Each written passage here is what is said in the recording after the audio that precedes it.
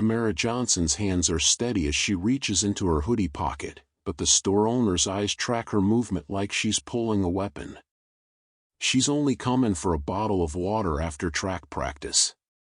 The marathon training. The scholarship preparation.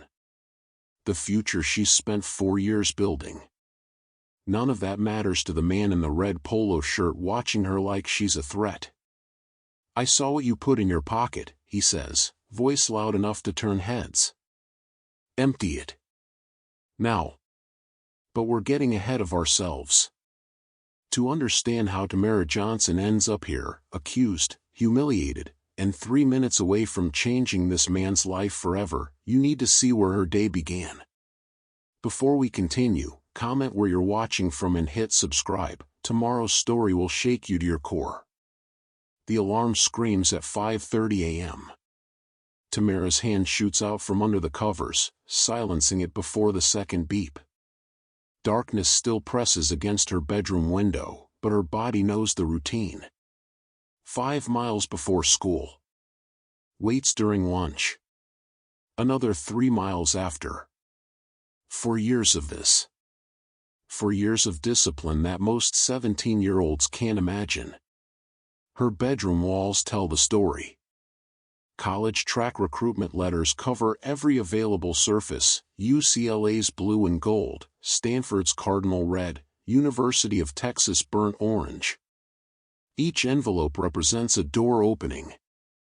Each one whispers the same promise: get out. Get better. Get free.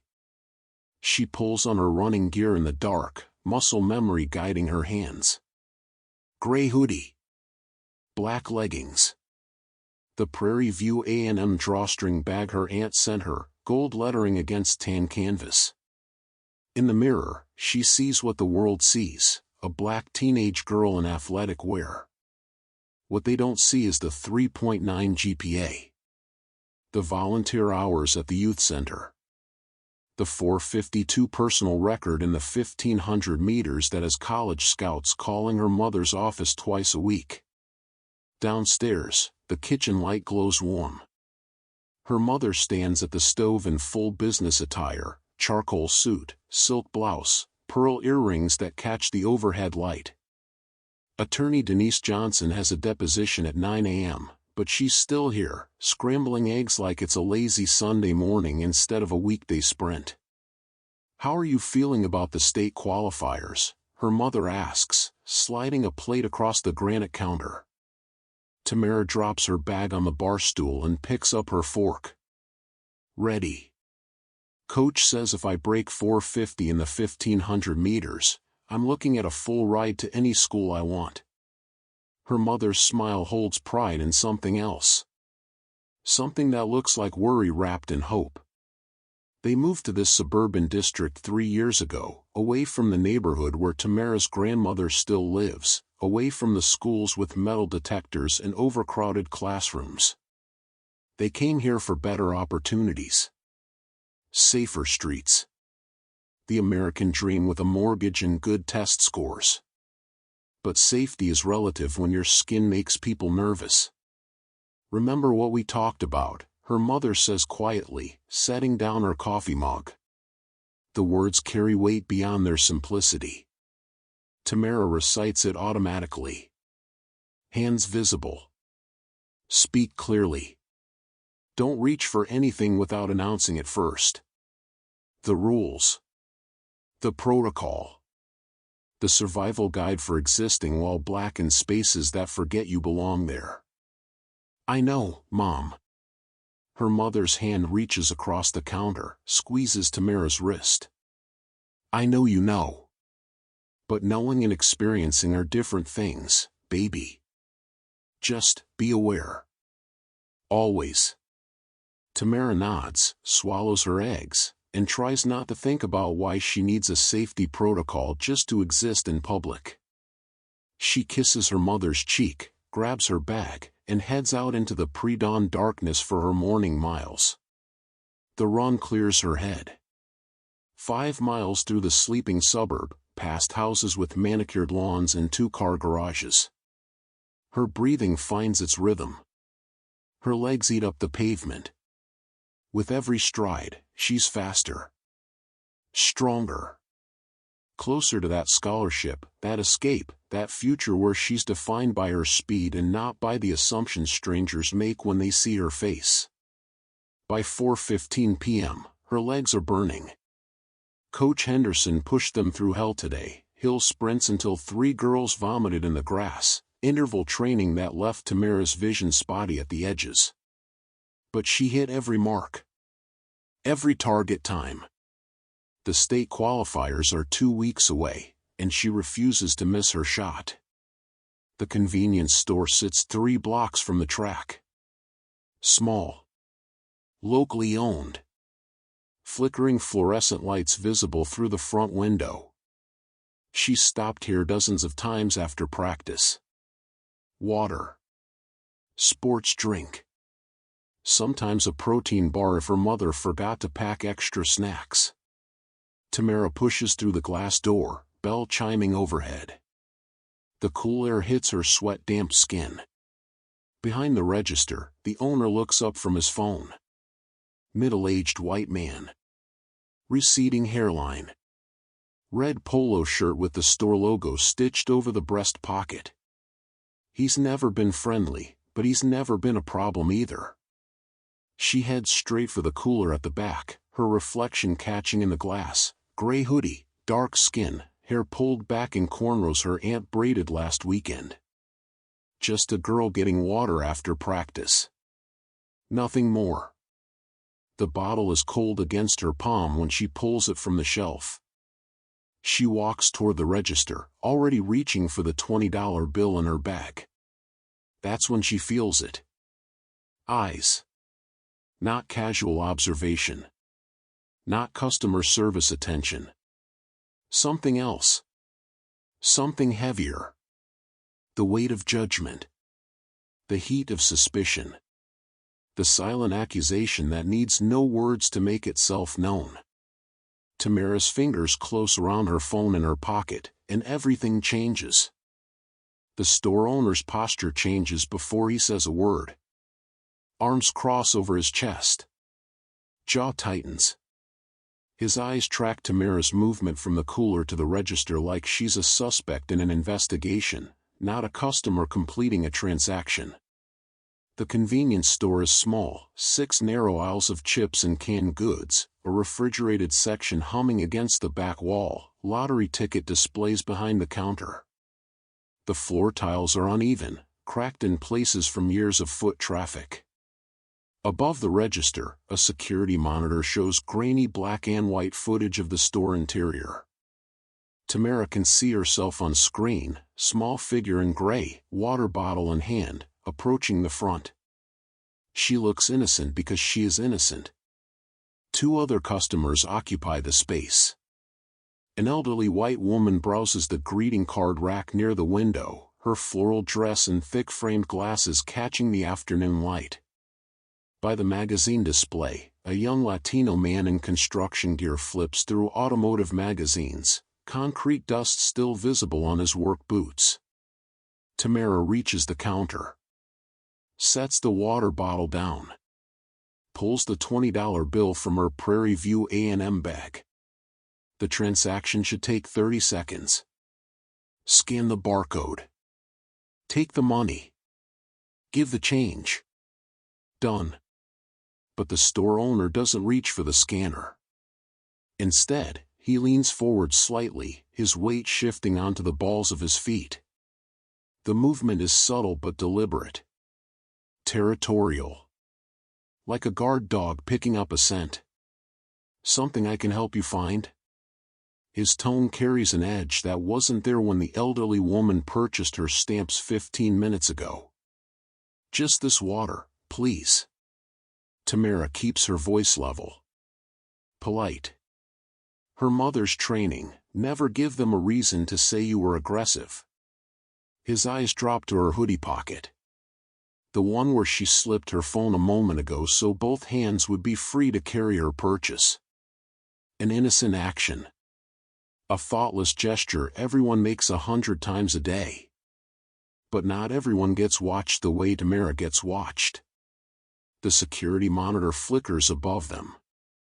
On screen, the footage shows exactly what happened: Tamara walking to the cooler, retrieving the water bottle, pulling her phone from her bag to check a text message, sliding the phone into her pocket, approaching the register. Nothing suspicious. Nothing concealed except the phone that clearly belongs to her. The elderly woman glances up from the card rack. Notices the tension. Her fingers tighten around her leather purse. The Latino man's attention shifts from his magazine to the scene unfolding at the register. His hand moves toward his pocket. Toward his phone. Tamara feels the moment crystallize around her. The fluorescent lights buzz overhead like insects trapped in glass. The refrigerator compressor kicks on with a mechanical groan. Outside, a car passes on the street, music thumping from open windows, oblivious to the silent confrontation happening inside this small store. She knows this feeling. Has felt it in department stores where security follows her through the clothing racks. In coffee shops where baristas watch her hands when she reaches for sugar packets. In school hallways where substitute teachers look at her twice, checking if she's supposed to be there, if she belongs in the advanced placement classes she's dominated since freshman year. The weight of eyes that see threat instead of teenage girl. Criminal instead of customer. Problem instead of person. Is there a problem, sir? Tamara asks, her tone still polite but sharpening at the edges. I need you to empty your pockets. The words come out flat. Certain. Like he's already decided her guilt and is just going through the motions of catching her. The elderly woman stops pretending to read greeting cards. She turns fully toward the register now, witness to whatever is about to unfold. Her purse clutches tighter against her chest, as if proximity to Tamara might somehow make her a victim too. The Latino man pulls his phone from his pocket. The screen glows to life in his calloused hands. He angles it toward the register. Not recording yet. But ready. Excuse me? Tamara says, though she heard him perfectly. She needs him to repeat it. Needs the words to hang in the air long enough for everyone to understand what's happening. Your pockets. The store owner points at her hoodie, his finger jabbing the air with accusation. Empty them. Now. The water bottle sits on the counter between them, unpurchased. The $20 bill rests beside it, ready for an exchange that should have already happened. On the security monitor, the footage loops, Tamara entering, shopping, approaching. Innocent actions captured in grainy black and white. But evidence doesn't matter when bias has already written the verdict. Tamara's pulse pounds in her throat. Her mother's voice echoes in her head, stay calm. Don't escalate. Prove them wrong. For years of preparation for this exact moment.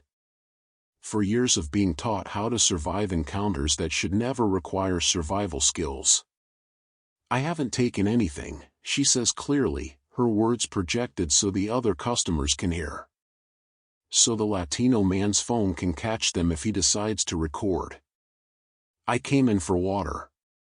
That's all. I saw what you put in your pocket. The store owner's voice rises, loud enough now to carry authority. Loud enough to sound justified to anyone not paying close attention. I've been running this store for 20 years. I know a thief when I see one. 20 years of experience. 20 years of watching customers. And somehow, in all that time, he's learned to see theft in the innocent action of a girl putting her phone away. The elderly woman edges toward the door, her body language screaming discomfort. She wants out of this situation. Wants no part of whatever is about to happen. But she doesn't speak up. Doesn't say what the security footage clearly shows.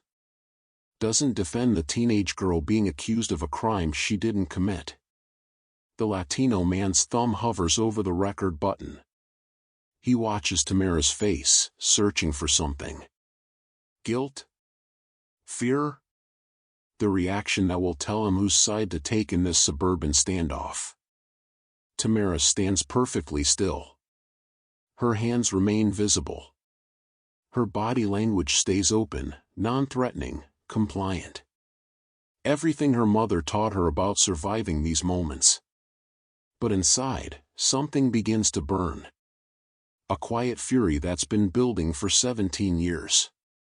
A rage born from every suspicious glance, every clutched purse, every assumption that her skin color writes a story before she opens her mouth. "Excuse me, young lady." The store owner's voice cuts through the refrigerated hum. "I said empty your pockets. Or I'm calling the police." And there it is. The threat that hangs over every encounter like this. The implied violence. The suggestion that resistance, even innocent resistance, will be met with force. Tamara Johnson's hands move slowly toward her hoodie pocket. Not because she's guilty. Not because she has something to hide.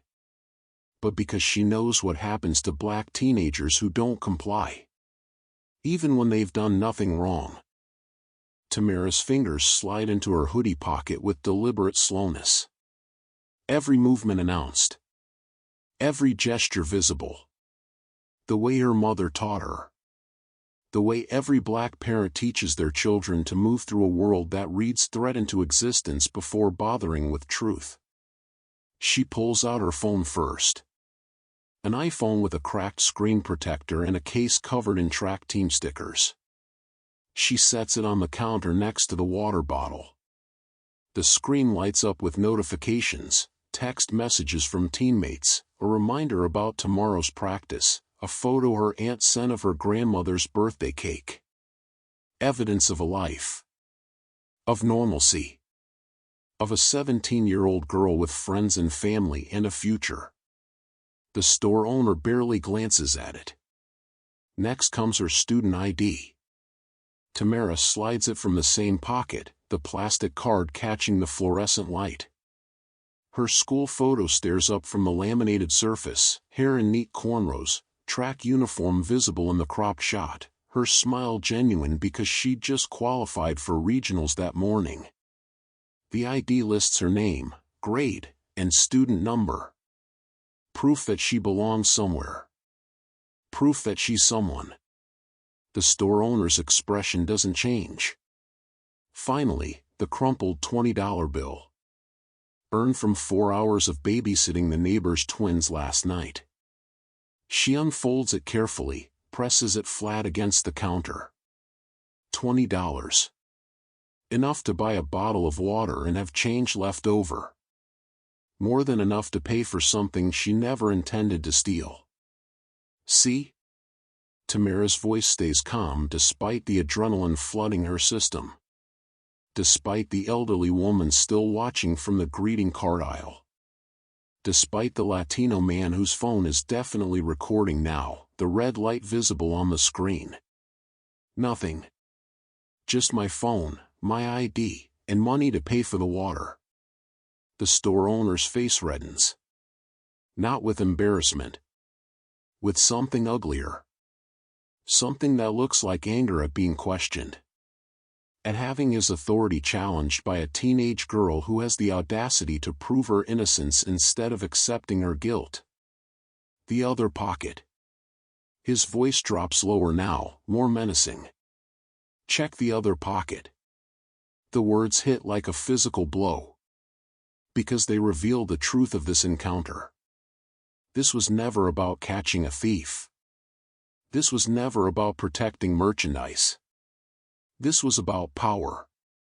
About who gets to occupy space without suspicion. About who has to prove their humanity before being granted basic dignity. Sir. Tamara's tone sharpens, the politeness giving way to something harder. I haven't taken anything from your store. You watched me walk in. You can see the security footage. I picked up one item, this water bottle, and I came directly to the register to pay for it.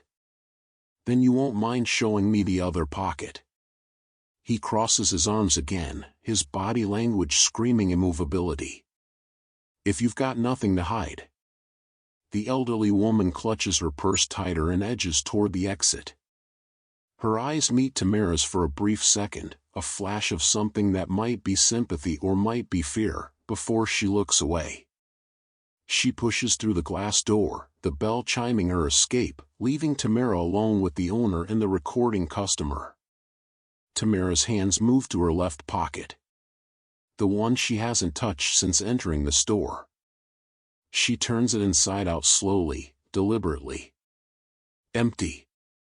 Nothing but lint and the faint outline of a tissue she threw away 2 days ago. My bag, she asks, her voice loaded with controlled anger now. The rage her mother warned her about. The fury that gets black girls labeled as aggressive, as difficult, as problems. You want to search my bag too? Maybe pat me down while you're at it. Check my shoes? Don't get smart with me, young lady. The store owner's finger points at her face now, close enough that she can smell coffee on his breath. I know what I saw. And I'm not letting you leave this store until we get to the bottom of it. The bottom of what? Tamara's hands spread wide, palms up. Everything visible. Everything exposed. I showed you both pockets.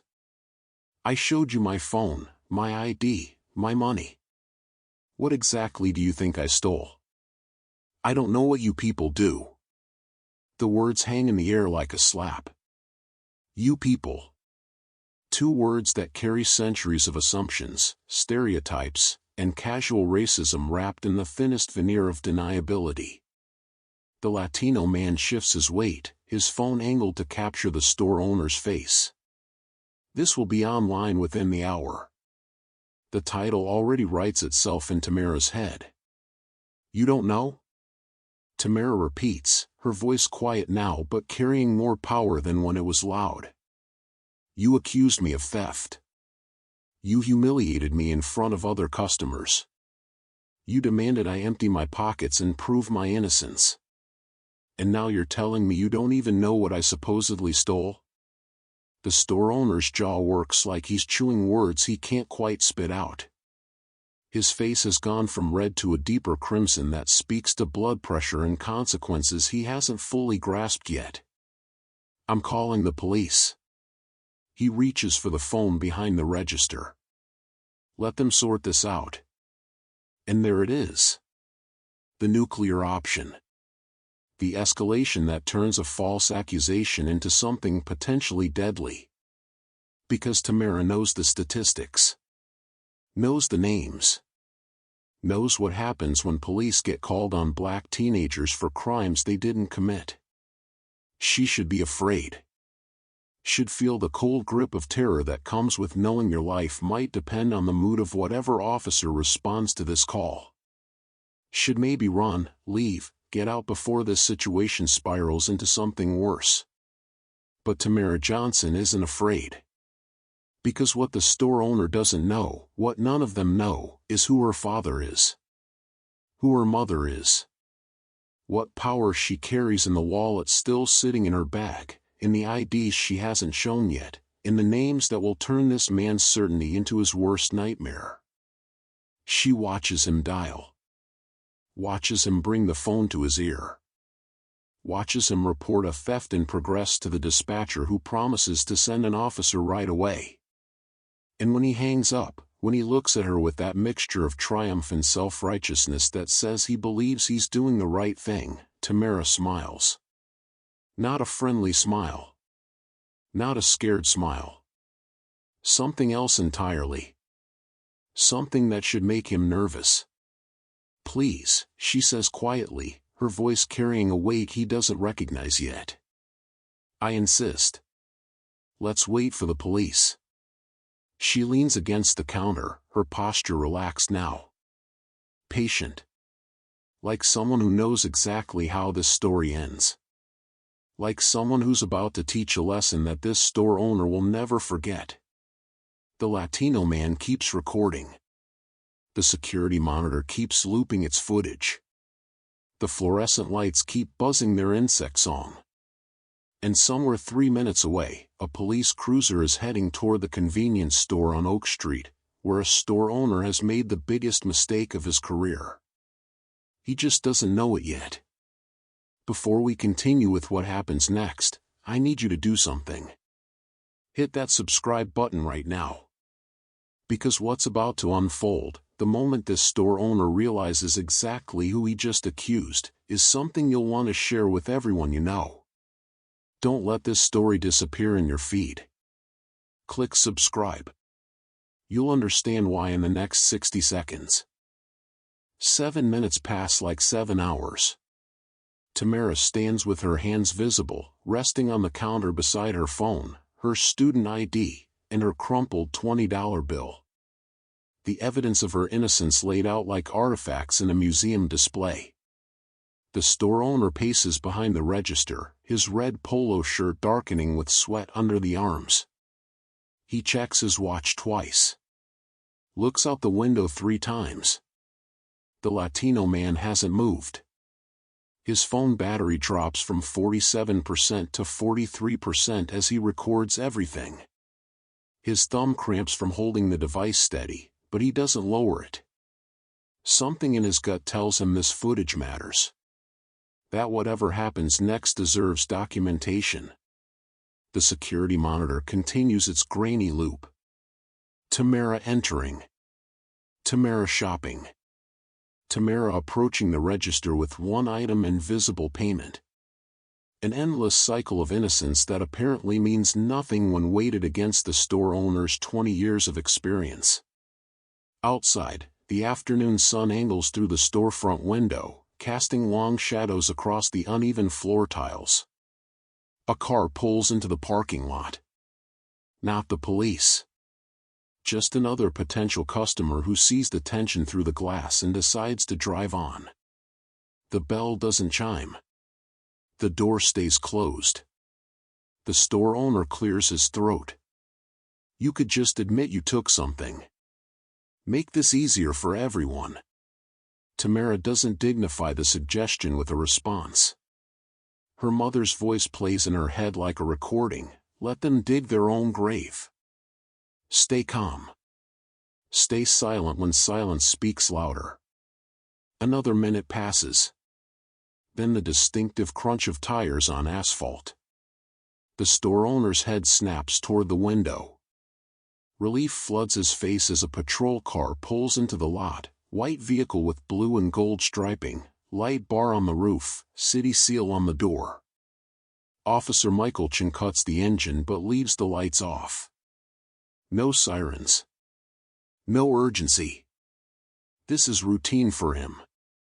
Another shoplifting call in a neighborhood where the most exciting crime is usually teenagers stealing energy drinks or adults pocketing scratch-off lottery tickets.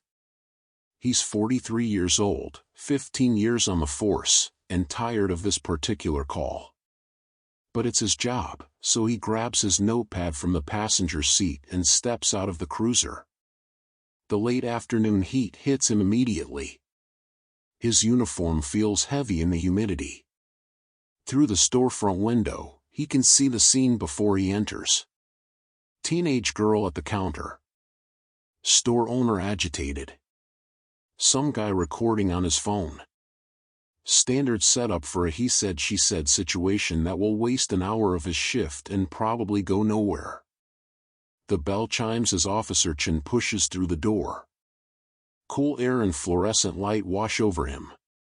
His eyes adjust quickly, cataloging details the way training taught him. Girl, 17 or 18, athletic build, gray hoodie, calm demeanor. Owner, middle-aged, red-faced, aggressive posture. Witness, Latino male, construction worker, phone recording. The girl stands with her hands visible. Not fidgeting. Not defiant. Not submissive either. Something about her posture reminds him of his own daughter, that particular teenage dignity that refuses to be diminished even when adults are being unreasonable.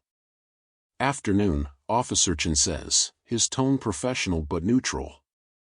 He's been doing this long enough to know that taking sides before hearing the story is how good cops become bad headlines. I'm Officer Chen. Got a call about a theft?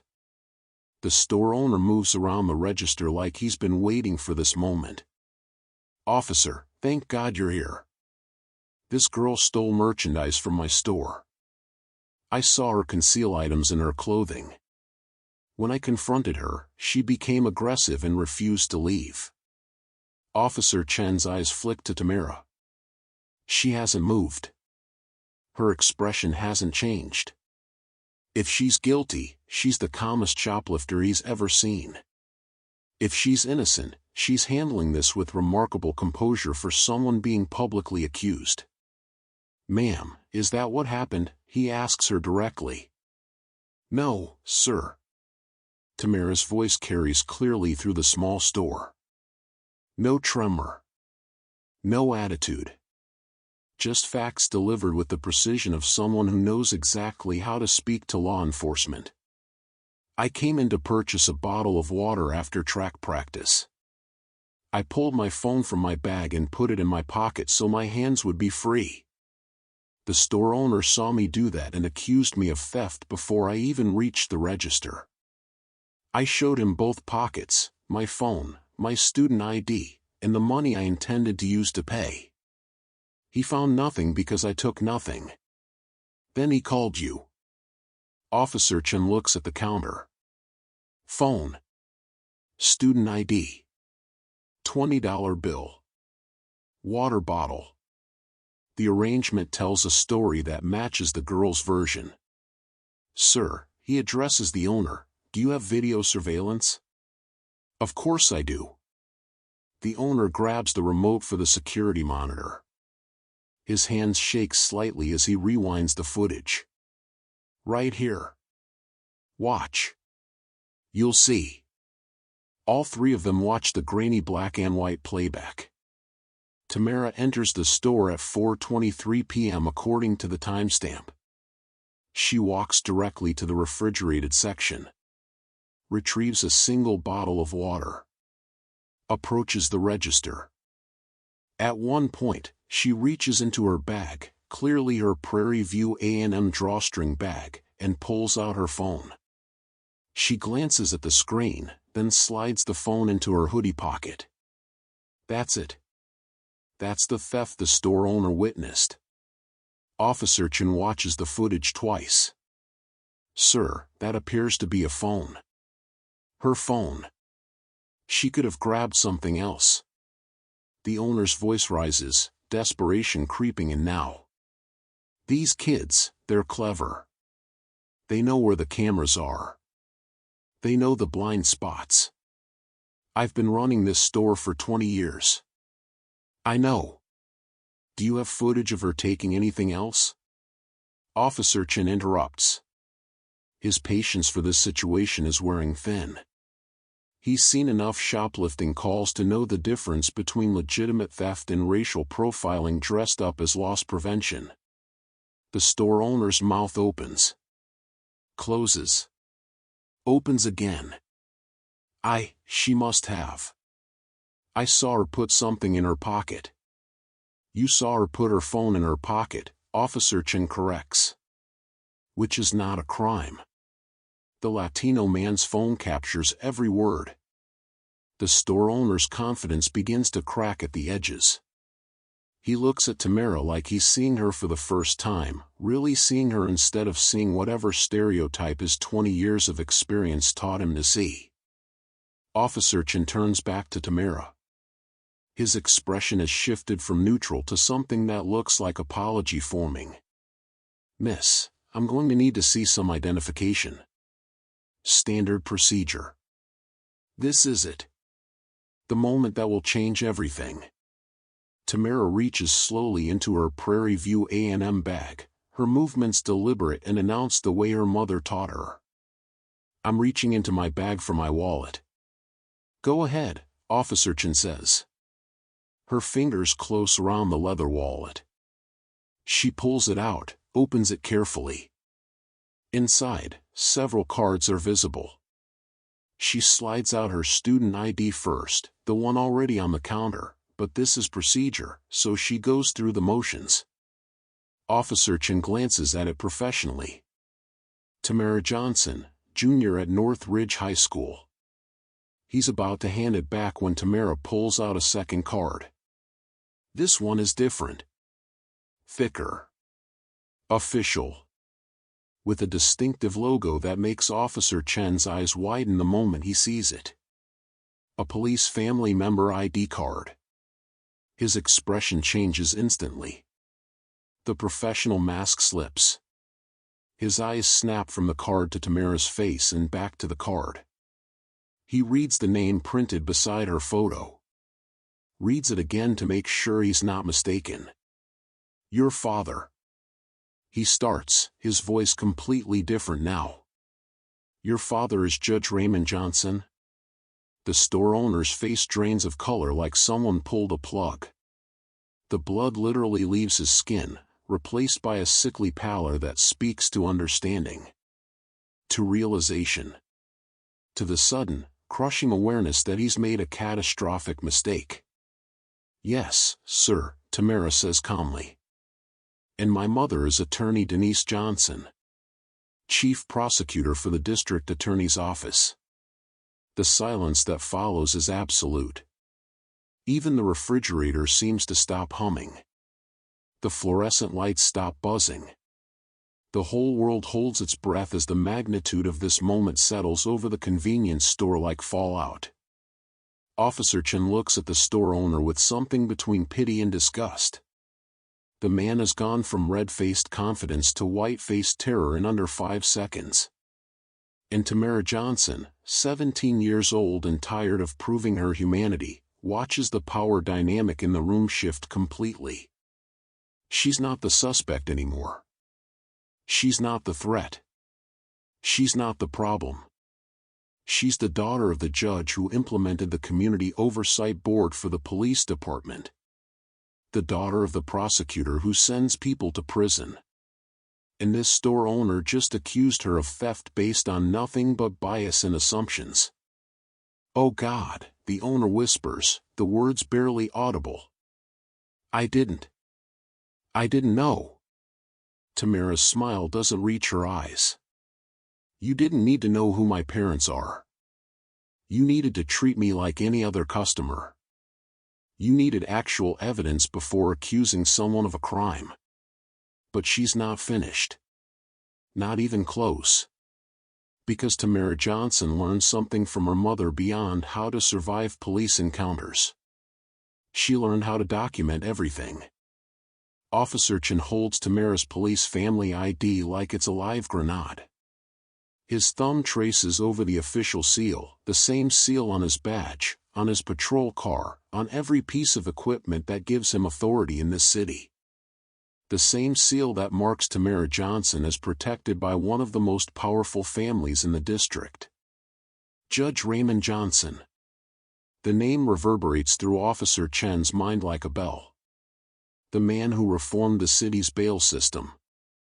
Who implemented mandatory body cameras before the federal government required them. Who created the Civilian Oversight Board that reviews every use of force incident. The judge who has the mayor's personal cell number. Who plays golf with the chief of police. Who can end careers with a phone call and a well-placed word about concerning patterns of behavior. And this store owner just accused his daughter of theft. Officer Chen's eyes move from the ID to Tamara's face. She watches him with that same unshakable calm. No smugness. No triumph. Just patient certainty. Like someone who's been preparing for this exact situation her entire life and knows precisely how it will unfold. Miss Johnson, Officer Chen says, his entire demeanor transformed. The professional distance collapses into something closer to protective concern. I apologize for your time. This should never have happened. He turns to the store owner, and his voice drops 20 degrees. Sir, do you understand what you've done? The store owner's mouth opens and closes like a fish drowning in air. His hands grip the edge of the counter for support. Sweat beads on his receding hairline despite the air conditioning. I made a mistake. I didn't know who she. That's exactly the problem, Officer Chen cuts him off. You didn't need to know who she was. You needed evidence. Probable cause. An actual crime being committed. His hand gestures at the security monitor still playing its loop of innocence. What I see on that footage is a customer shopping normally. What I hear is that you racially profiled a minor based on her putting her own phone in her pocket. The Latino man adjusts his phone angle to capture the store owner's crumbling facade. This is the moment. The pivot. The instant when power and consequences collide in real time. His video counter reads 23 minutes of continuous recording. His battery drops to 39%. He makes a mental note to grab his charger from the truck if this goes on much longer. Please, the store owner's voice cracks. I've had problems with theft before. Kids come in here all the time and what? Tamara interrupts, her voice quiet but sharp enough to cut. Kids who look like me? Is that what you were going to say? The owner's silence answers the question. Officer Chen steps back slightly, creating space. This is Tamara's moment, not his. He recognizes it instinctively, the way a conductor knows when to lower the baton and let the soloist play. This teenage girl has something to say, and his job now is to witness it, not control it. Tamara reaches into her hoodie pocket again. But this time, she's not pulling out her phone to show it to them. She's opening an app. Her thumb swipes across the screen with practiced ease. Taps once. Twice. The screen changes. A voice memo app. Recording in progress. Timestamp, 4:25 p.m. Duration, 26 minutes, 18 seconds. I've been recording since you first accused me, Tamara says, her eyes locked on the store owner's face. Every word. Every threat. Every assumption you made about me based on nothing but my appearance. The store owner's face transitions from white to green. The color of nausea. The color of someone watching their life implode in real time. The entire interaction is documented, Tamara continues, her voice level but loaded with power. Your accusation. My compliance. Your escalation despite finding nothing. Your statement about these kids and you people. All of it. Recorded. Timestamped. Admissible. Officer Chen's eyebrows rise. Smart kid. His own daughter would have panicked, argued, maybe cried. But this girl activated her voice memo before things escalated. Documented everything like a lawyer's daughter would. He feels a swell of professional appreciation for her preparation. And my parents, Tamara adds, her voice dropping lower, carrying more weight with less volume, will be very interested in hearing what their daughter experienced in a public establishment. How she was accused of a crime without evidence. How she was humiliated in front of witnesses. How a store owner used his authority to racially profile a minor. The words land like hammer blows. Each sentence drives the reality deeper. The store owner's world is ending, and he can see it happening in slow motion. His business. His reputation. His certainty about who deserves suspicion and who deserves respect. Judge Johnson, Officer Chen says, almost to himself, sits on the Community Relations Board. He reviews complaints of racial bias in local businesses. The store owner makes a sound between a whimper and a gasp. Please, I didn't mean, it was a misunderstanding. It wasn't a misunderstanding, Tamara corrects, her words precise as a scalpel. You saw a black teenage girl and assumed criminality. You watched me put my phone in my pocket and decided it must be theft. You demanded I prove my innocence instead of providing evidence of my guilt. That's not a misunderstanding. That's bias. That's profiling. That's exactly what my parents have spent their careers fighting against. The Latino man zooms in on the store owner's face. This footage will be everywhere. TikTok, Twitter, Instagram, local news, national news. The caption writes itself. Store owner accuses judge's daughter of theft, instantly regrets it. Miss Johnson, Officer Chen says carefully, you're free to go. You were never under any legitimate suspicion. He looks at the store owner with barely concealed contempt. Sir, I strongly suggest you review your store policies regarding customer interactions. Racial profiling is not only morally wrong, it's illegal. And given who you've targeted, I suspect you'll be hearing from both the city's civil rights office and the Johnson family's legal team. But Tamara doesn't move toward the door. She stands her ground, one hand still resting on the counter beside her unpurchased water bottle, her phone with its incriminating recording, and her $20 bill. Actually, she says, her voice taking on a tone that makes Officer Chen suppress a smile, I'd still like to make my purchase. The store owner stares at her like she's speaking a foreign language. The water, Tamara clarifies, picking up the bottle. I came here to buy water. I have money to pay for it. Unless. She lets the pause stretch, lets the implication hang in the air like a noose. Unless you're refusing to serve me? The question carries legal weight. Refusing service based on race. Another violation to add to the growing list. Another nail in the coffin of this man's business. No. No, of course not. The store owner's hands shake as he reaches for the barcode scanner. It takes him 3 tries to get the laser to read the label. That'll be $1.87. Tamara places her $20 bill on the counter. Not handing it to him. Not trusting him to take it from her hand. Just setting it down on the surface between them. The message is clear. I don't need to touch you. I don't need your approval. I just need you to complete the transaction you should have completed 30 minutes ago. The cash register opens with an electronic ding. The store owner counts out the change with trembling fingers. $18.13. He sets the bills and coins on the counter.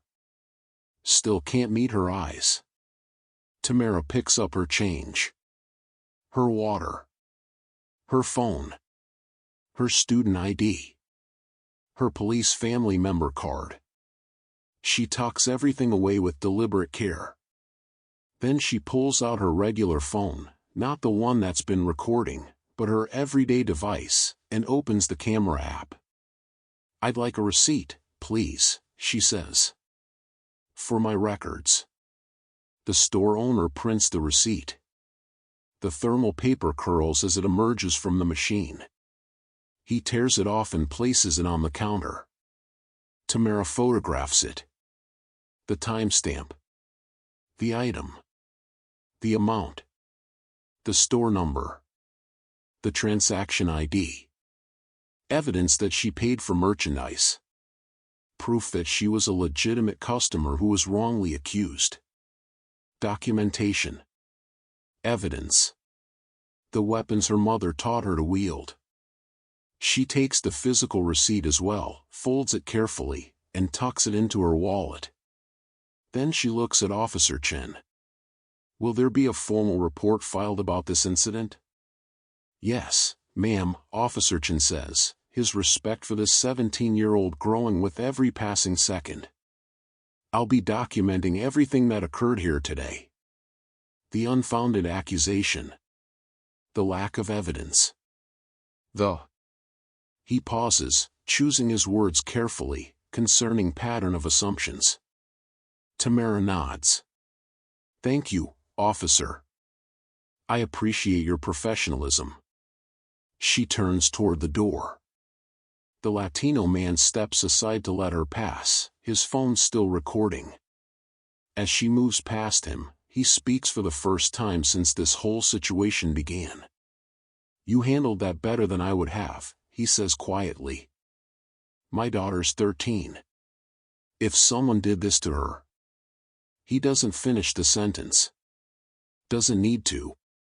The implication hangs in the air: rage, protection, the helpless fury of watching your child face injustice. Teach her to record everything, Tamara says simply. And tell her she deserves to be treated with respect. No matter who her parents are. She pushes through the glass door. The bell chimes. The late afternoon sun hits her face. She takes a long drink from her water bottle, the water she came here to buy 30 minutes and a lifetime ago.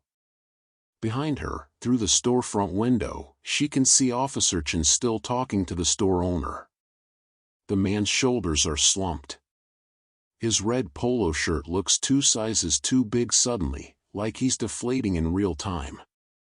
Tamara starts walking toward home. Her legs still burn from practice. Her body still needs rest. But her mind is already moving ahead. To the conversation she'll have with her parents. To the recording she'll back up in 3 separate locations. To the formal complaint that will be filed. To the change that might come from this moment.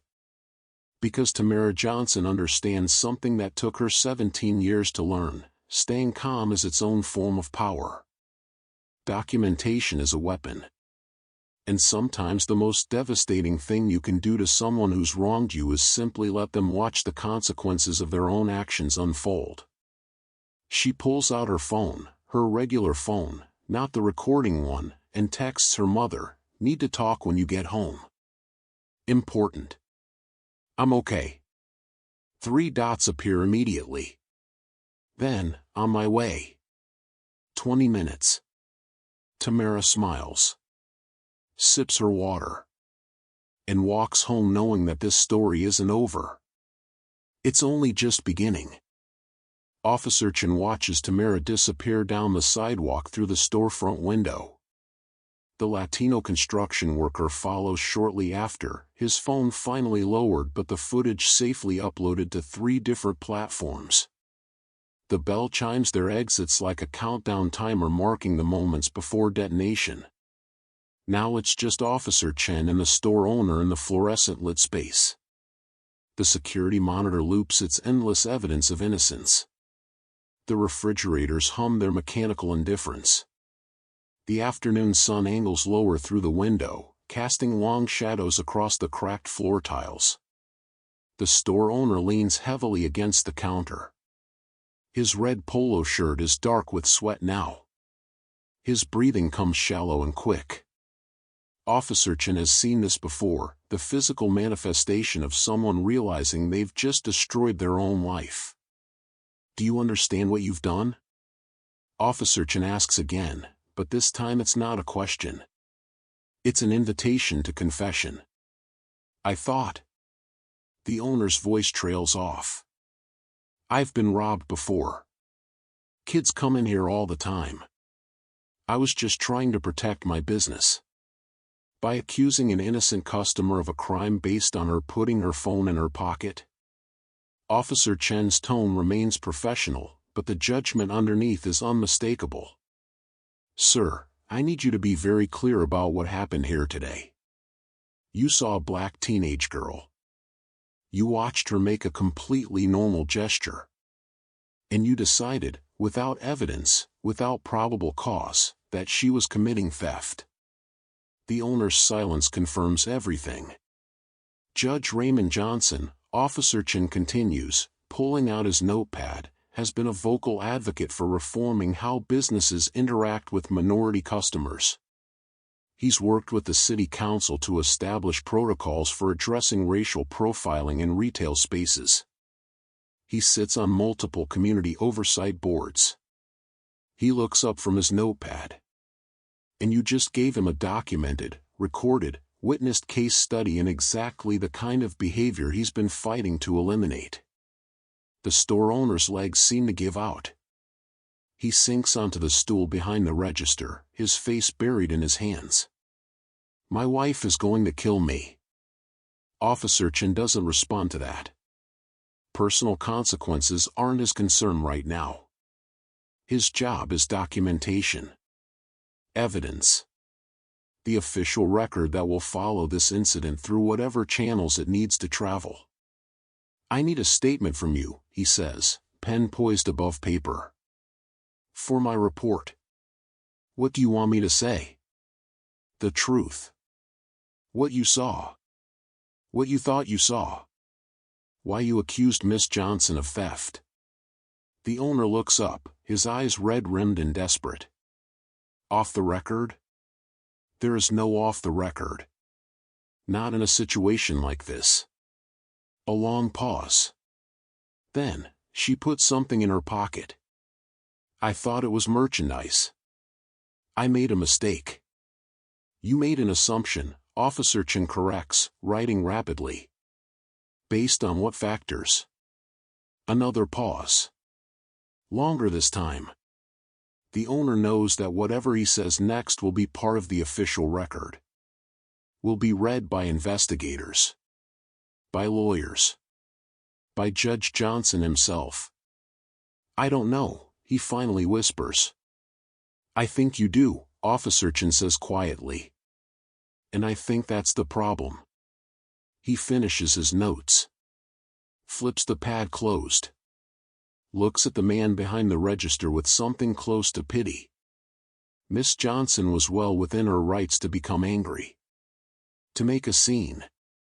To refuse to comply with your demands. But she didn't. She stayed calm. She documented everything. She followed procedure better than some officers I've worked with. He pauses. That should tell you something about the quality of person you just humiliated. The store owner nods mutely. The Johnson family has significant influence in this district, Officer Chen continues. Judge Johnson helped write the municipal code on anti-discrimination in public accommodations. Attorney Denise Johnson has prosecuted dozens of civil rights violations. If they decide to pursue this, and given that you were recorded making those accusations, you're looking at potential civil action, possible criminal charges for harassment, and almost certain investigation by the city's Human Rights Commission. What should I do? The question comes out strangled. That's not for me to say. But if I were you? Officer Chen tucks his notepad into his belt. I'd hire a very good lawyer.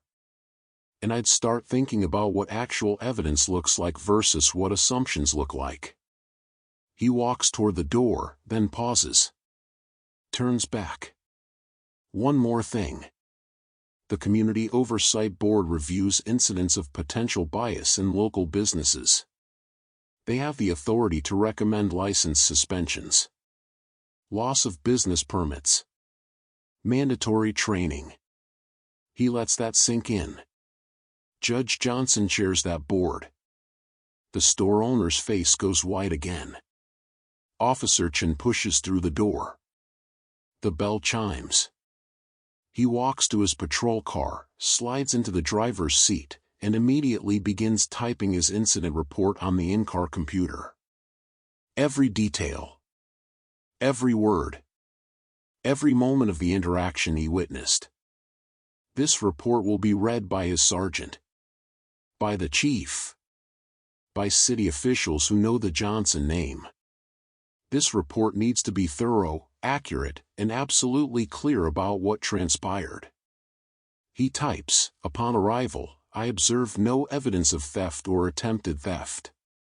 Security footage corroborated the subject's account of events. Store owner's accusation appears to have been based on racial bias rather than actual criminal activity. Subject remained calm and compliant throughout interaction. Subject is the minor daughter of Judge Raymond Johnson and Chief Prosecutor Denise Johnson. He pauses, considers his next words carefully, then adds, recommend follow-up by Civil Rights Division. Pattern of behavior warrants investigation. He submits the report. It uploads to the department server. Creates a permanent record. Starts a chain of events that will ripple through multiple departments and organizations. Inside the store, the owner sits alone in the flickering fluorescent light. The security monitor continues its loop. The water bottle Tamara didn't steal sits in the cooler with dozens of others just like it. His phone sits on the counter. He should call his wife. Should warn her that their lives are about to get very complicated. But he can't seem to make his fingers move. 20 years. 20 years of running this store. Of serving customers. Of watching teenagers and making assumptions. Of seeing skin color before seeing people. And in 30 minutes, a 17-year-old girl with a voice recorder and a police family ID has revealed every single one of those assumptions for exactly what they are. He thinks about the Latino man's video. Probably already online. Probably already being shared. His face. His accusations. His red polo shirt with the store logo visible. His name tag that reads Rick Owner in plastic letters. His phone buzzes. A text from his wife, "Are you coming home for dinner?" He stares at the message for a long time before typing back, "We need to talk." Something happened at the store. 3 dots appear. Then disappear. Then appear again. What kind of something? He doesn't know how to answer that. How do you tell your wife that you might have just destroyed everything you've built? That your assumptions, the ones she's told you about, warned you about, begged you to examine, have finally caught up with you? "I'll explain when I get home," he types. But he doesn't go home. Not yet. He sits behind the register as the afternoon fades into evening. As the sun sets and the fluorescent lights take over completely. As his phone begins to buzz with notifications. Facebook tags. Twitter mentions. Messages from people he hasn't talked to in years, all asking the same question, "Is this you?" He doesn't need to check to know what they're seeing. A video. A confrontation. A black teenage girl with her hands raised. A middle-aged white store owner pointing fingers. An officer checking an ID. A face draining of color as consequences arrive. The title will be something like, "Store Owner Accuses Judge's Daughter, Instantly Regrets It." The views will climb. The comments will pour in. And tomorrow morning, he'll wake up to find news vans in his parking lot and reporters asking for statements. But tonight, right now, in this empty store with its cracked tiles and buzzing lights and grainy security footage, Rick understands something he should have learned 20 years ago. Assumptions have consequences. Bias has costs. And treating people with suspicion instead of dignity doesn't just hurt them. Eventually, it destroys you too. 3 hours after Tamara walks out of that convenience store, the video hits social media. The Latino construction worker, whose name is Miguel Santos, though the internet will know him only as at Builder Mike 47, uploads the footage to TikTok first. Then Twitter. Then Instagram. Then Facebook for good measure. His caption is simple: "Store owner racially profiles teen." Wait for the ending. #justice #racial profiling. The first 100 views come within minutes. The algorithm picks it up. Notices the watch time retention rate. People aren't clicking away. They're watching all 23 minutes. They're sharing it. They're commenting. By 7 p.m., it has 10,000 views. By 8 p.m., 50,000. By 9 p.m., 250,000 people have watched a middle-aged store owner accuse a teenage girl of theft, watched her calmly empty her pockets, watched him escalate despite finding nothing, watched the police arrive, watched the ID check, and watched his face transform from righteous certainty to absolute horror. The comments section becomes a war zone and a support group simultaneously. This is every black girl's experience. We've all been through this. The way she stayed calm. I would have lost it. That's Judge Johnson's daughter? Oh, he picked the wrong one. 20 years of experience equals 20 years of racism. The cop checked that ID and his whole face said, oh no. She recorded everything. That's how you do it. Document everything. Tamara sits at her kitchen table watching the view counter climb. Her parents flank her on either side.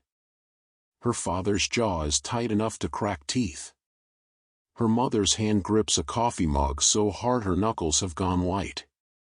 They've watched the video twice. Listened to the audio recording 3 times. Her mother made her play it start to finish while taking notes in a legal pad that now has 3 pages of documented violations, potential charges, and recommended actions. Baby, her mother says, her voice shaking with controlled fury, I'm so proud of how you handled this. And so angry that you had to. Her father hasn't spoken since the second viewing. He sits perfectly still, watching the video play on Tamara's phone screen. Watching his daughter, his brilliant, disciplined, future Olympic hopeful daughter, be treated like a criminal for the crime of buying water while black. When the video reaches the moment where the store owner says, I know a thief when I see one, Judge Raymond Johnson closes his eyes. Takes a breath that sounds like it's being pulled through broken glass. Opens them again. What do you want to do? He asks Tamara. Not what he wants. Not what her mother wants. What she wants. Tamara sets her phone down. The view counter now reads 347,000 and climbing. Comments scroll past too fast to read individually. Share notifications flood her screen. Someone has identified the store. Someone else has identified the owner. The internet is doing what it does, investigating, exposing, amplifying. I want him to understand what he did, Tamara says quietly. Not just to me. To everyone who looks like me, who doesn't have a judge for a father. Who doesn't have a prosecutor for a mother. Who doesn't have protection. Her mother nods slowly. Then we file. Formally. Publicly. We make this a case study. The Civil Rights Commission, her father adds, his voice low and dangerous. The Business Licensing Board. The Community Oversight Panel. We use every legal avenue available. But, Tamara interrupts, we also make it educational. Not just punitive. I want people to learn from this. I want other business owners to see what bias looks like. What it costs. Her mother's eyes soften. How did I raise such a wise daughter?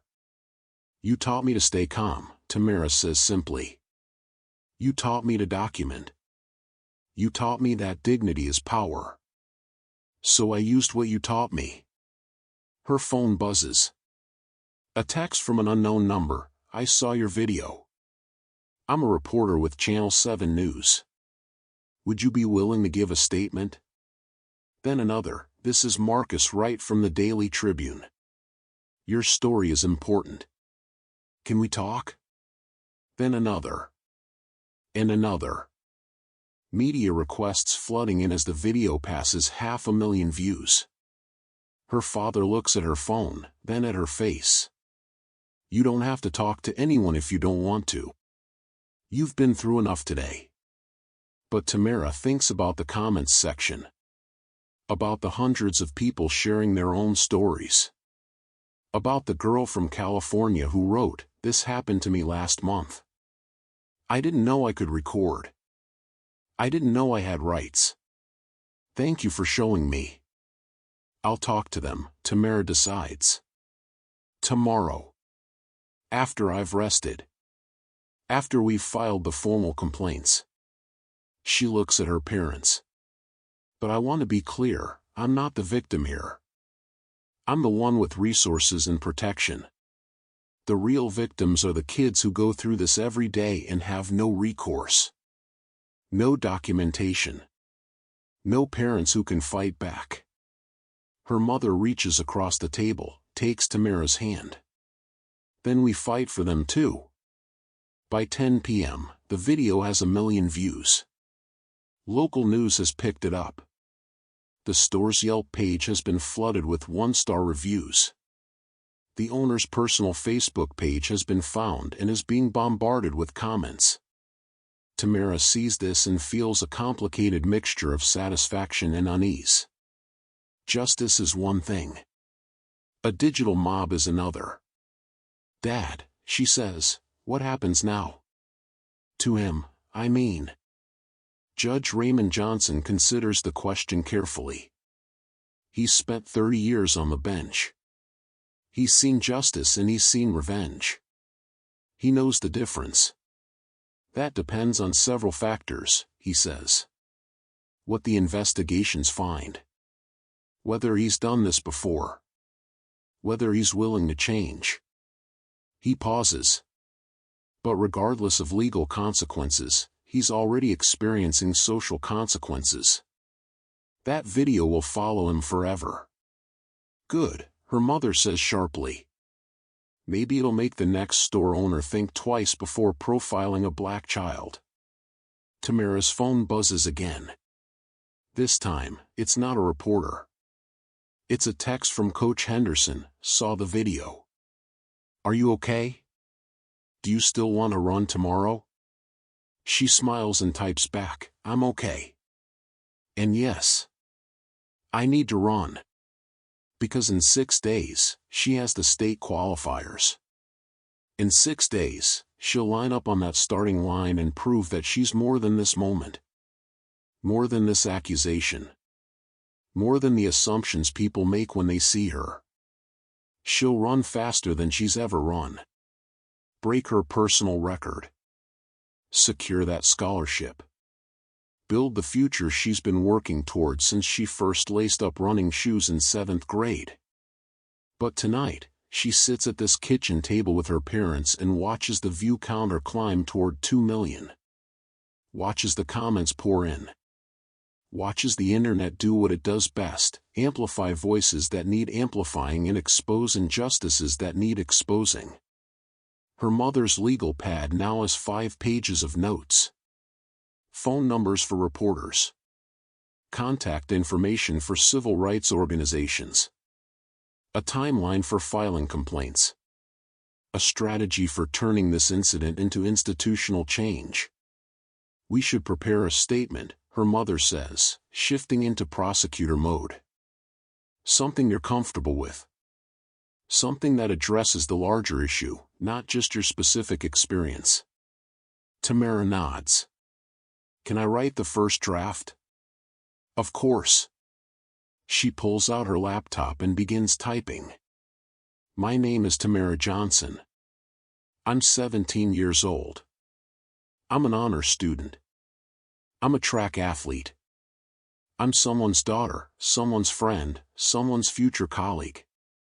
But today, a store owner saw none of that. He saw my skin color and assumed criminality. He saw me put my phone in my pocket and decided it must be theft. He saw a black teenage girl and forgot to see a person. I'm fortunate. I have parents who taught me how to navigate situations like this. I have resources many others don't. But I shouldn't need protection just to buy water. No one should have to prove their humanity before being granted basic dignity. This isn't about one store owner. This is about the assumptions we make about people based on how they look. The biases we carry. The stereotypes we accept as truth without questioning them. I stayed calm today because I was trained to. I documented everything because I was taught to. I knew my rights because my parents made sure I understood them. But I'm tired. We're all tired. Tired of having to be perfect to be treated as human. Tired of having to prove innocence instead of others proving guilt. Tired of being seen as threats instead of treasures. So I'm asking, what if we all question our assumptions? What if we all examine our biases? What if we all chose to see people as individuals rather than stereotypes? That store owner's 20 years of experience taught him nothing about justice. It only taught him fear and suspicion. Let's not make that same mistake. Let's learn. Let's change. Let's be better. She reads it aloud to her parents. Her mother's eyes fill with tears. Her father's hand finds hers across the table and squeezes. That's perfect, her mother whispers. That's exactly right.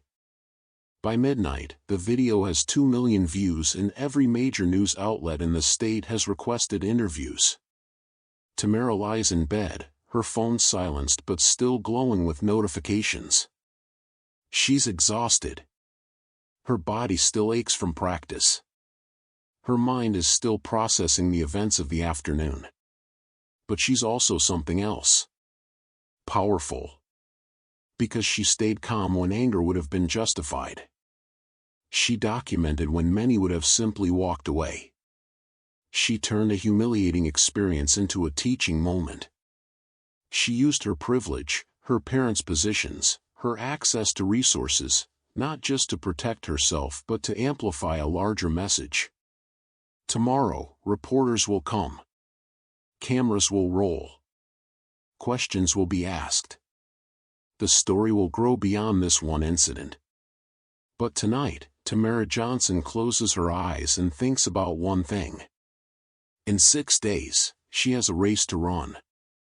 And she will not let this moment, painful as it is, important as it is, define her. She will run. She will win. She will move forward. Because that's what she's been trained to do. 3 days after the incident, the convenience store is closed. A handwritten sign taped to the inside of the glass door reads, "Temporarily closed for staff training. We apologize for any inconvenience." But the news vans in the parking lot tell a different story. Channel 7, Channel 11, Channel 4, and 2 cable news networks have set up cameras facing the storefront. Reporters in suits and makeup deliver updates to the cameras, using words like viral incident, racial profiling, and community outrage. The video has 5 million views now. It's been featured on national news. Reposted by civil rights organizations. Used as a teaching example in diversity training seminars. Remixed into TikTok sounds and Twitter memes. The moment when the store owner's face drains of color has become a screenshot shared with captions like, "When you realize you messed with the wrong one," and "POV, you just ended your own career." Rick Martinez, because the internet has identified him fully now, his name and business attached permanently to this moment, sits in a lawyer's office downtown. His attorney, a woman named Patricia Chin who specializes in civil rights defense, reviews the documentation with grim efficiency. "They have everything," she says, sliding papers across her desk. Audio recording. Video recording from a witness. Security footage that corroborates the victim's account. An official police report that explicitly mentions racial bias. And the victim is the daughter of Judge Raymond Johnson and Chief Prosecutor Denise Johnson, which means this case will receive maximum scrutiny. Rick's face is gray. He hasn't slept in 3 days. His wife moved into the guest bedroom. His insurance company called to discuss potential liability. His business partners are discussing dissolution of their LLC. His Yelp rating has dropped from 4.2 stars to 1.3 stars with over 3,000 new reviews, most of which use words like racist, profiler, and never shopping here again. What are my options? He asks. Patricia Chen leans back in her chair. Limited. The Johnson family has filed a formal complaint with the Civil Rights Commission. The city's business licensing board has opened an investigation. The Community Oversight Panel has added your case to their agenda. And there's the potential for a civil lawsuit for defamation, harassment, and intentional infliction of emotional distress. But I didn't. I never physically touched her. I never used slurs. I just asked her to empty her pockets. Based solely on racial bias, Patricia says bluntly. Mr. Martinez, your own words are on recording. These kids. You people. Statements that establish a pattern of discriminatory thinking. Combined with the fact that you had zero evidence of actual theft, just a teenager putting her own phone in her pocket, this is textbook racial profiling. Rick puts his head in his hands. What happens now? Now, we try to minimize damage. I'm recommending you issue a public apology. Not the half-hearted statement you posted on Facebook that everyone called insincere. A real apology. Take accountability. Commit to specific actions, racial bias training, policy changes, community engagement.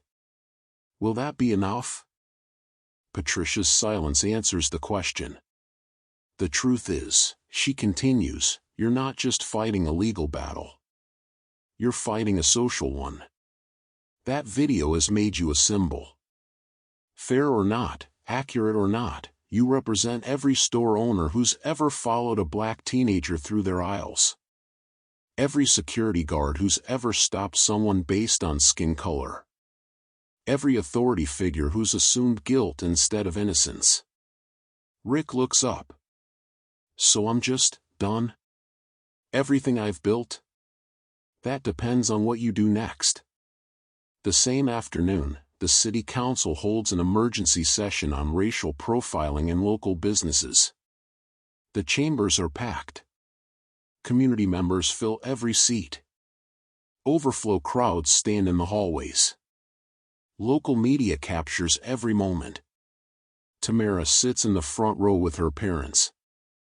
She's wearing her Northridge High School track jacket, a deliberate choice to remind everyone that she's a student, an athlete, a teenager who should never have needed to prepare for this. Judge Raymond Johnson takes the podium first. His voice carries the weight of 30 years on the bench and a lifetime of fighting for justice. 3 days ago, my daughter went to buy water after track practice. She was accused of theft based on no evidence beyond the color of her skin. This is not an isolated incident. This is a pattern. A systemic problem that requires systemic solutions. He outlines a proposal, mandatory racial bias training for all business owners in the district.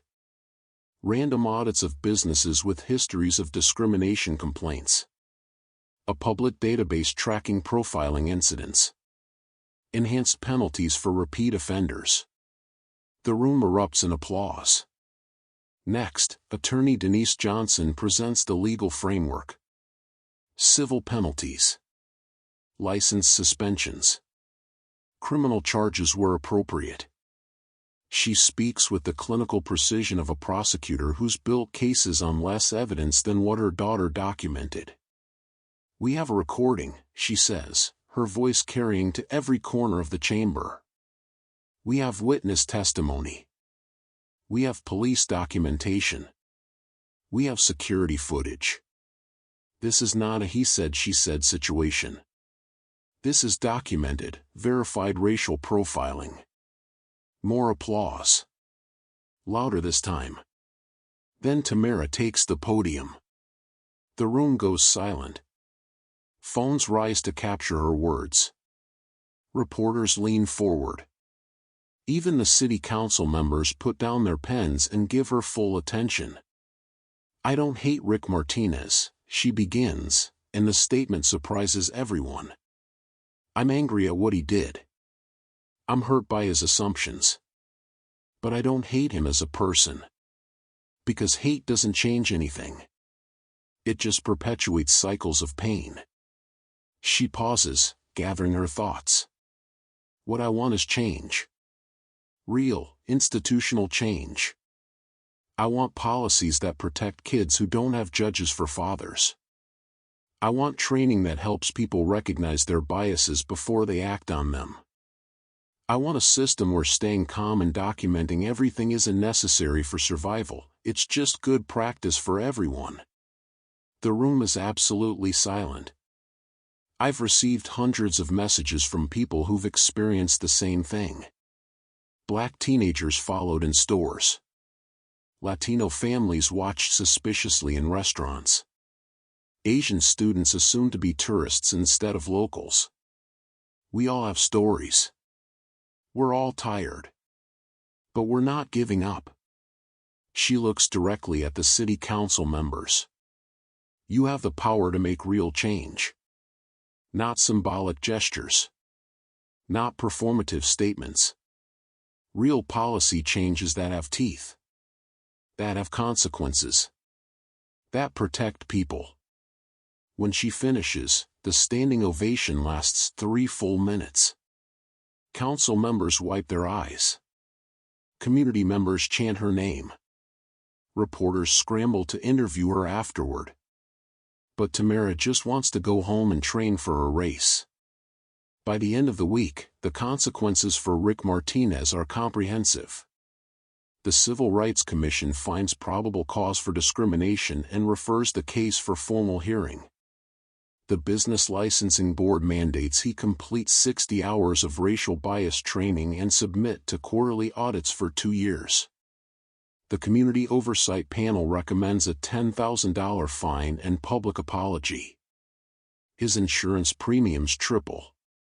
Several suppliers cancel contracts, citing reputational concerns. The convenience store remains closed. Rick attempts to sell, but no one wants a business that's become a symbol of racial profiling. The building sits empty, a for lease sign replacing the store logo. Other victims of Rick's profiling come forward. A black woman who was accused of shoplifting makeup she'd purchased at another store. A Latino teenager followed through every aisle during his entire shopping trip. A Middle Eastern family asked to leave because they were making other customers nervous. The pattern is undeniable. 20 years of experience was 20 years of bias unchecked, assumptions unchallenged, harm unaddressed. Patricia Chin negotiates a settlement. Rick will pay Tamara $15,000 in damages, issue a public apology, complete extensive anti-racism training, and agree never to own or manage a retail business in the county again. The apology, when it comes, is published as a full-page ad in the local newspaper. To Tamara Johnson and the entire community. I have spent the past week confronting truths I should have faced decades ago. I racially profiled a teenage girl based on assumptions and biases I didn't even recognize I held. I caused her pain, humiliation, and trauma. I failed as a business owner and as a human being. I cannot undo what I did. I can only commit to learning, growing, and using my experience to help others recognize their own biases before they cause harm. I am deeply sorry. Not because of consequences, but because I hurt someone who deserved only respect and dignity. To every person I've watched with suspicion, followed through my store, or treated with less than full humanity, I'm sorry. I was wrong. And I will spend the rest of my life working to be better. Rick Martinez. Tamara reads it at her kitchen table. Her mother watches her face for reaction. It's a start, Tamara says finally. Not enough. But a start. Are you satisfied? Her mother asks. Tamara considers the question. Satisfaction feels like the wrong word. Justice feels closer. Accountability feels accurate. But mostly, she feels tired. Tired of carrying this weight. Tired of being a symbol when she just wants to be a teenager. Tired of having her water-buying trip turned into a national conversation. I'm ready to move on, she says. Ready to run my race and let this story be what it is, a lesson for others, not a definition of me. Her mother nods. Understands. Because sometimes the hardest part isn't fighting the battle. It's knowing when to set down the sword and walk away. Tomorrow, Tamara runs in the state qualifiers. Today, she's changed policy, sparked conversation, and forced a reckoning with bias that extends far beyond one convenience store. But tomorrow, she'll just be a teenage girl with fast legs and a bright future. And that's exactly who she wants to be. The morning of the state qualifiers, Tamara wakes before her alarm. 5 a.m. The sky outside her window is still dark, stars fading as dawn approaches. Her body knows what today means. Her muscles remember the thousands of miles that led to this moment. She doesn't check her phone. Doesn't look at the view count on the video, now over 8 million. Doesn't read the latest news articles about the store closure or the policy changes her testimony helped create. Today isn't about that story. Today is about this one. She pulls on her racing uniform, Northridge High School colors, navy and gold. Laces her spikes with the precision of ritual. The same pre-race routine she's performed 100 times. Music in her ears. Visualization in her mind. The track, the competitors, the finish line. Her mother appears in the doorway, already dressed despite the early hour. Ready? Ready. They drive to the regional sports complex in comfortable silence. The sun rises over highway exits and strip malls, painting the sky in shades of orange and pink. Other cars head toward the same destination, athletes from schools across 3 counties, all converging on the same track for the same purpose. To qualify. To prove themselves. To chase futures that depend on times measured in fractions of seconds. The parking lot is already half full when they arrive. Tamara can feel the energy even from the car, nervous excitement mixing with competitive tension. She sees teammates from the Northridge team gathered near their tent.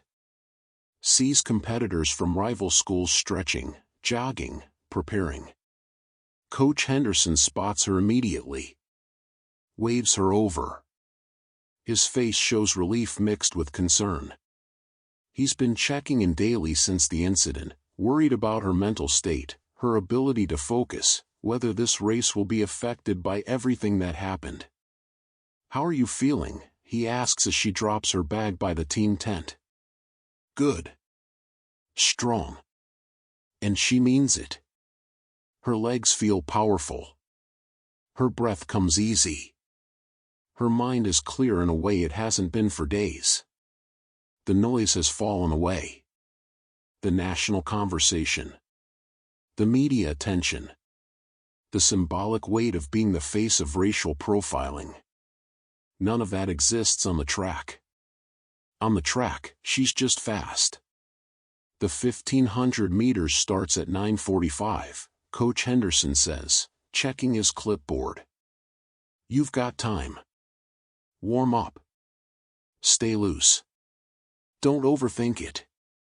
Tamara nods and starts her routine. Light jog to get blood flowing. Dynamic stretches to activate her muscles. Strides to remind her body what speed feels like. Around her, dozens of other runners do the same. Some she recognizes from previous meets.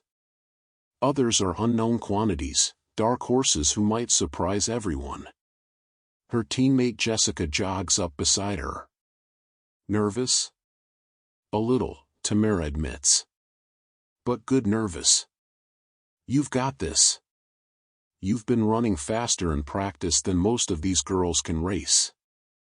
It's true. Her training times have been exceptional. If she runs her race, if she executes her strategy and doesn't let the competition dictate her pace, she should qualify easily. The top 6 finishers advance to state championships. The top 3 get automatic scholarship consideration from major universities. But races aren't run on paper.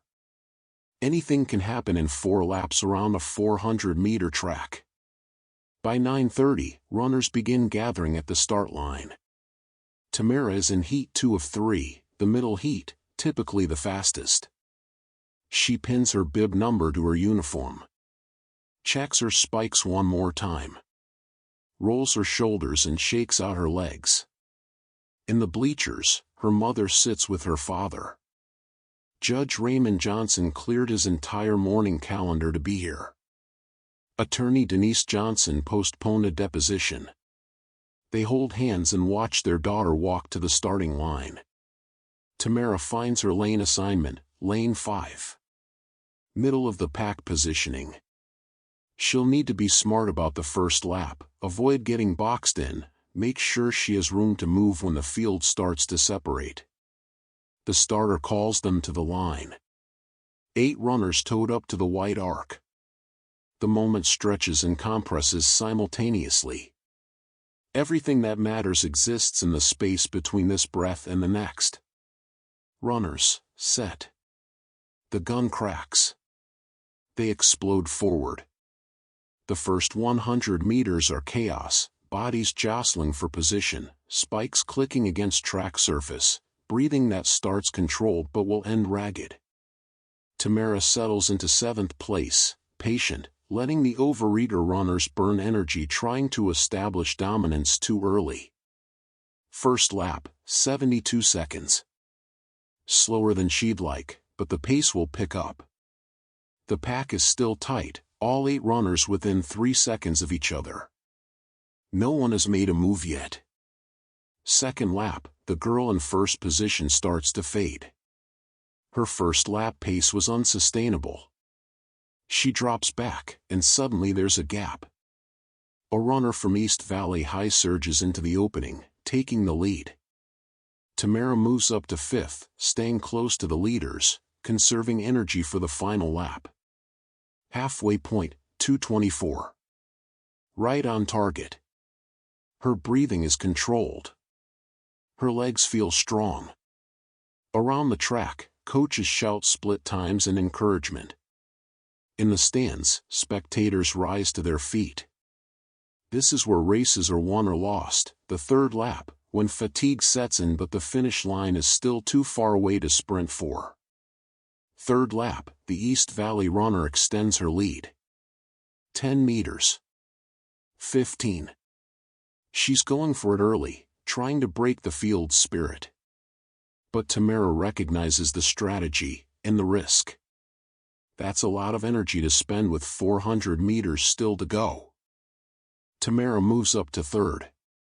Another runner falls back, clutching her side, cramping. Only 5 runners remain in contention now. The top 3 advance automatically. 4th through 6th have to wait to see if their times are good enough compared to the other heats. Tamara doesn't want to wait. She wants to control her destiny. Bell lap. The starter rings the bell signaling the final 400 meters. The crowd noise rises to a roar. Everything hurts now, lungs burning, legs screaming, vision starting to tunnel. But Tamara has trained for this. Has run this moment 1,000 times in practice. Has pushed through pain that makes this feel manageable. She shifts gears. Not a full sprint, not yet, but an acceleration that takes her past the runner in 2nd place. Now only the East Valley girl ahead of her. The gap is 20 meters. A lot of ground to make up in 1 lap. But Tamara Johnson doesn't give up. Has never given up. Not when store owners accuse her falsely. Not when the world tries to limit her. Not when pain suggests stopping would be easier than continuing. She runs. The backstretch, the gap narrows. 15 meters. 12. The East Valley runner hears footsteps and glances back, a mistake that costs her a fraction of a second's focus and a half-step of rhythm. The final turn, 10 meters. 8. Tamara's form is perfect despite the fatigue. Arms pumping. Legs driving.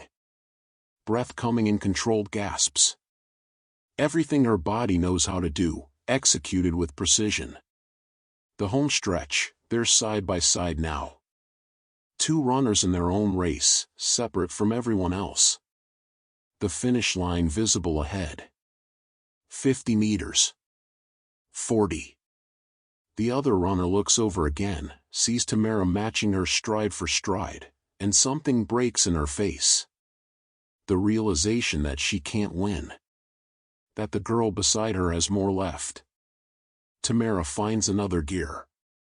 One last surge pulled from reserves she's spent 4 years building. Her mother's voice in her head, "You're stronger than you think." Her father's voice, "Show them who you are." 30 meters. 20. The East Valley runner fights back, digging deep, refusing to surrender. But Tamara is pulling away now. Not by much, inches that convert to tenths of seconds, but enough. 10 meters. 5. She leans into the tape, breaking through, her chest hitting the finish line a stride ahead of second place. The clock reads 4 minutes and 46.83 seconds. She did it. Beat her goal time. Secured automatic qualification. Made a statement to every college scout in attendance that Tamara Johnson is ready for the next level. She doubles over, hands on knees, sucking in air that tastes like victory and accomplishment and everything she's worked for. Around her, other runners finish. The East Valley girl comes in second at 4 minutes and 47.21 seconds. Third place crosses at 4 minutes and 49.14 seconds.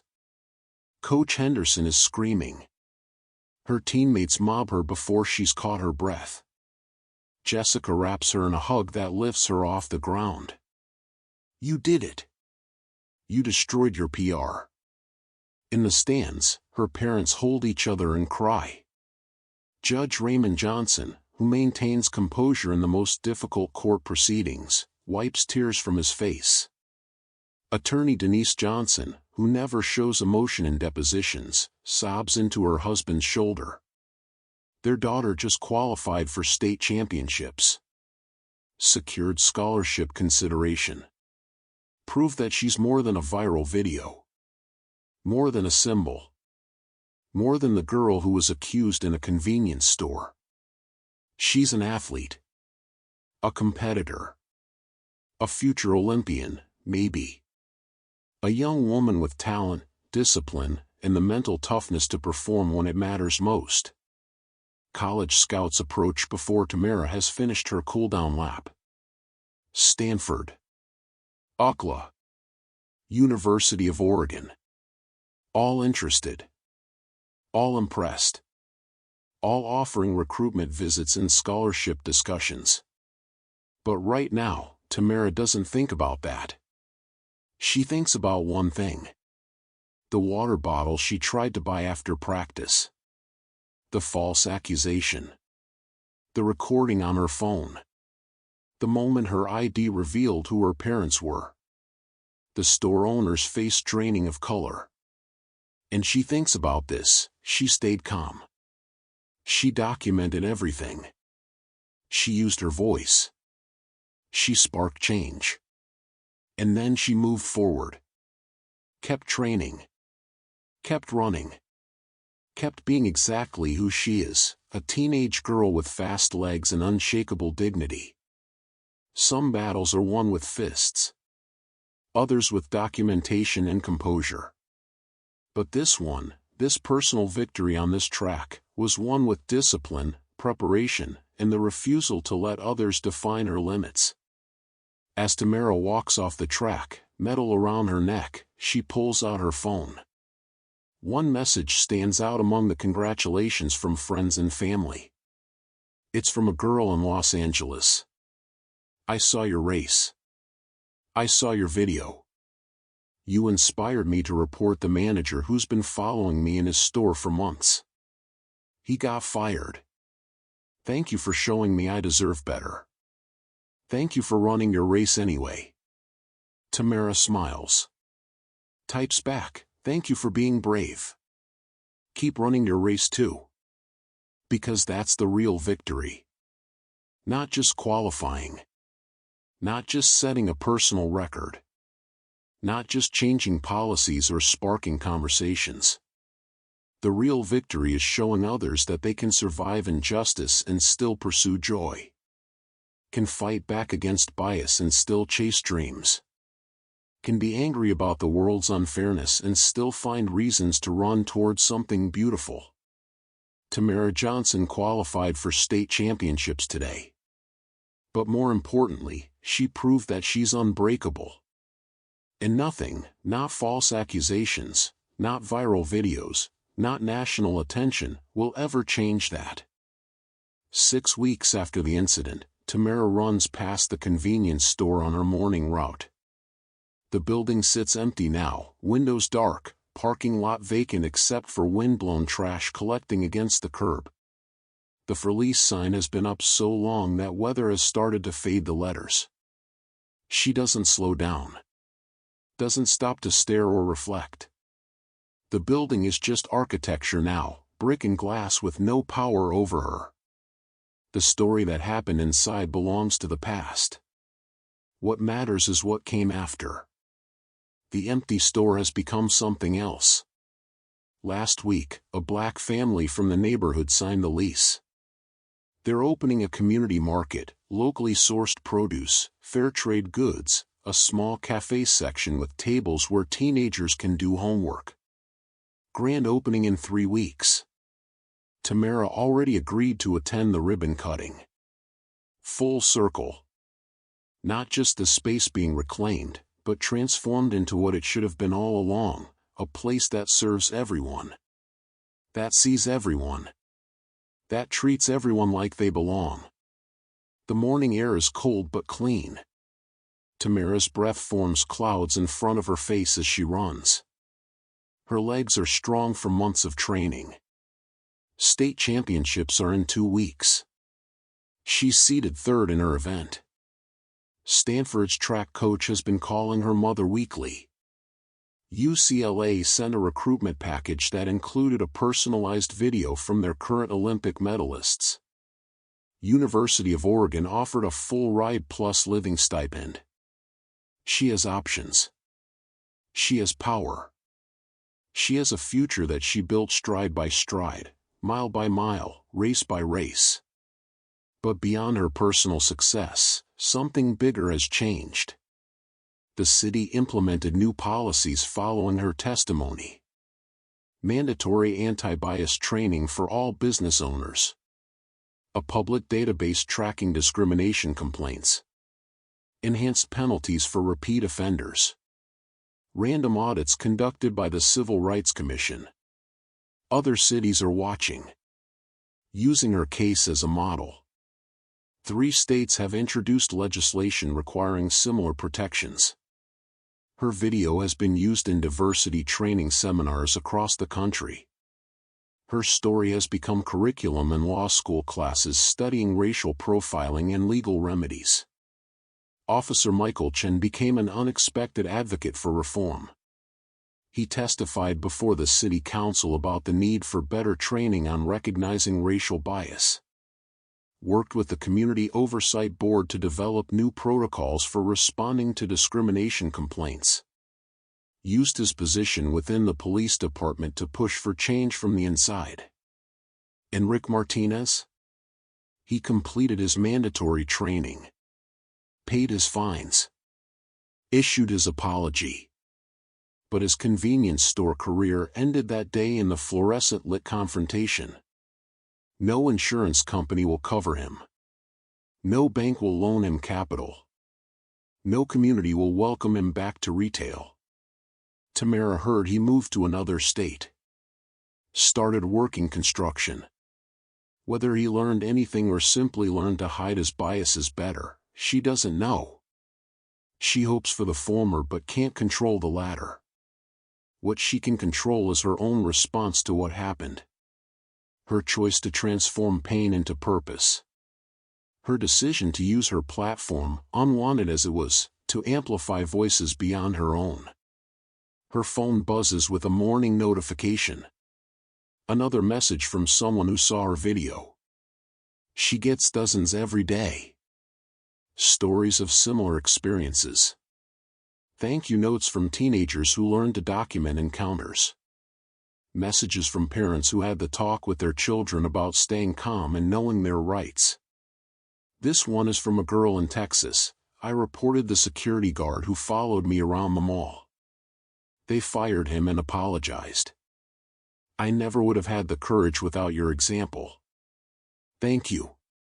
Tamara pauses her run long enough to type back, I'm proud of you. You deserved better, and you demanded it. That takes real courage. She pockets her phone and continues running. Past the house is still dark at 5:30 a.m. Past the park where she used to train in high school. Past the streets that know her footsteps by heart. At school, things have changed too. The administration implemented a student advocacy program based on Tamara's suggestion. Students can report discrimination by teachers, administrators, other students, through a confidential system that guarantees investigation. 3 teachers have been placed on improvement plans. 1 was fired. The school board is reviewing disciplinary data for patterns of racial bias. Tamara didn't just change one store. She changed systems. Institutions. The way her entire community thinks about bias and accountability. But she's careful not to let the activism consume her. She's still a teenager. Still goes to movies with Jessica. Still argues with her mother about curfew. Still procrastinates on calculus homework. Still dreams about life beyond track, maybe law like her mother, maybe policy work like her father, maybe something entirely different that she hasn't discovered yet. She's allowed to be complex. To contain multitudes.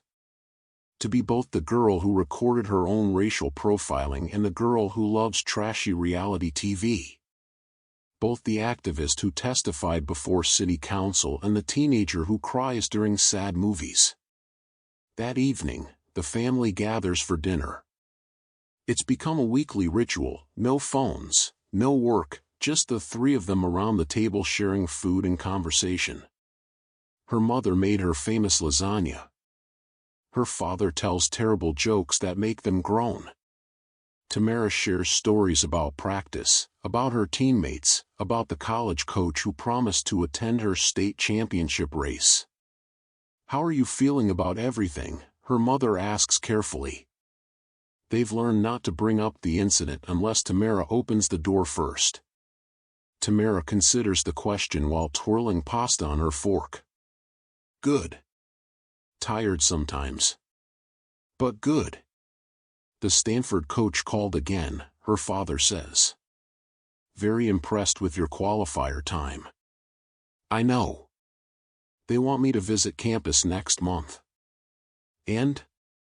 Her mother's eyes sparkle with hope and pride. And I think I'm going to say yes. See what it feels like. See if it's the right fit. Because that's what's changed most in 6 weeks. Not just external systems and policies, but internal certainty. Confidence. The knowledge that she can handle whatever comes, false accusations, national attention, life-changing decisions, with grace and strength. She survived the worst kind of public humiliation. Turned it into meaningful change. Kept running her race literally and figuratively. If she can do that, she can do anything. After dinner, Tamara sits at her desk working on an essay for her college applications. The prompt asks, describe a challenge you faced and how you overcame it. She stares at the blank page for a long time. The obvious answer is there: the convenience store, the viral video, the testimony, the change. But that's not really the story she wants to tell. Or rather, it's not the full story. She starts typing. I've spent 17 years learning how to be smaller than I am. Quieter than I feel. More palatable than seems fair.